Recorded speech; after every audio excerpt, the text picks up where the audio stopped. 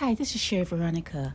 If you are the head of a crime family, your first motivation would be moving illegal drugs, illegal guns, moving people illegally, like human trafficking. If you are the head of a crime family, crime would be number one, and the second thing you would do is pretend that you're doing something legal, like selling cars, for instance. If that's your face, you sell vehicles. So sometimes there's a market for change, and when you hear, as in Barbados, Mia Motley trying to go the green route, everything is, thinking about, green energy and less pollution. And she spoke of electric vehicles, hybrid vehicles, and she even brought in electric buses on the island. So these things could have been done through Simpson Motors. They could have been done through Simpson Motors.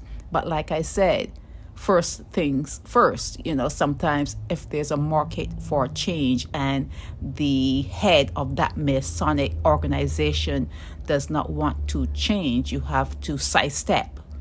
You have to try to bring maybe a bigger conglomerate in and, do business with someone else. So is that what happened in Barbados? Just asking a question. It's just a question. It's just a thought. It's just my thoughts. Is that what happened in Barbados? Was Simpson Motors side, they were just like moved to the side because, like I said, there's a number one and there's a number two. It all depends on what comes first with certain organizations and what will come in second to show, hey, we are a legally established business, we're here. So what was number one for Simpson Motors, and why are they no longer there? And now that they are no longer there, just another question, just a question. Would there be less illegal guns in Barbados? Will there be less drugs in Barbados? Will there be less of anything you can think about as being like something high up in crime, high crime? Will it be less of that happening in Barbados when you remove someone that could have been, not saying they were, a crime family, a criminal organization? Would there be less of these things happening? Like that joker, that is always talking about, the ports are going to be better and less guns on the road.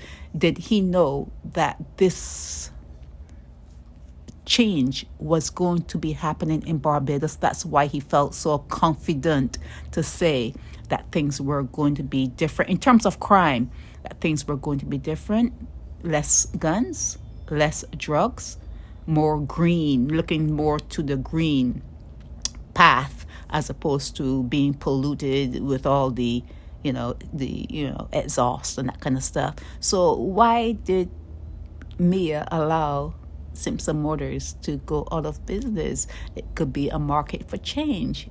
It could have been a market for change.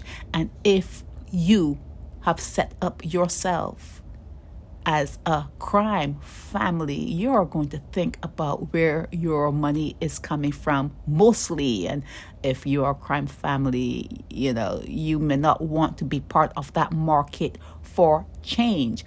And another thing, there is a assumed big temple, a huge temple underneath Simpson Motors, where all of the Masonic people go and worship. Is that going to be closed off? What will happen to that? I'm not saying it's there. Listen. These are things that are being discussed in a chat, and I just wonder if you live there.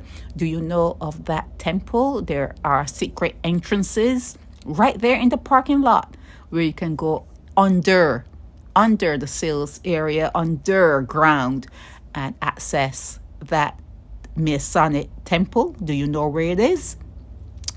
And I guess that's it for now. But a lot of people are talking about Inchcape, the new organization, huge organization, headquartered in London, England, that took over from that took over for Simpson Motors, and they are talking and wondering if the market for change had to see the exit of Simpson Motors, because maybe the first thing that Simpson Motors was concerned about was not selling cars.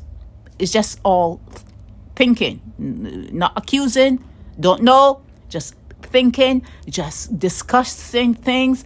And with your minister coming out and saying that the ports are going to be cleaner, the ports are going to be better, less guns, less this, less that, less crime. Let's see what happens now that Inchcape is in there and Simpson Motors is gone. This is Chef Veronica.